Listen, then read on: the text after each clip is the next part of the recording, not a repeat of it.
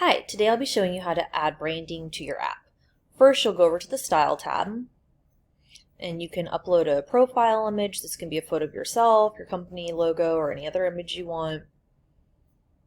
If your photo is not a square, you'll be able to crop it here. Upload. Header image is similar to a hero image, which is available to professional users. You can optionally then add a title or a description to your page.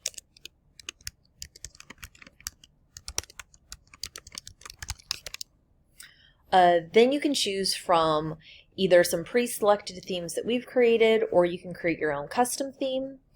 First, I'll start with the background color.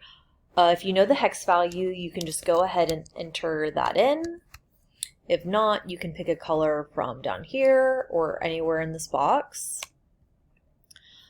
Today I'm actually going to make a gradient background. So the first color is already selected. I'm going to select this second circle and then put in the color that I want. And then I'm actually going to do a third one as well. So you'll just select somewhere on that line and put in the third color that you want.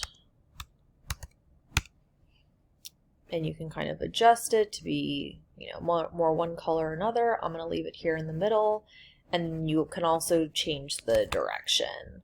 So I'm going to have it go on a bit of an angle. Click out, you can kind of start to see a preview down here of what mobile and desktop will look like. Let's change the page text to white, and then let's also change the action card color. So again, you can either just do a solid color, or you can make it gradient.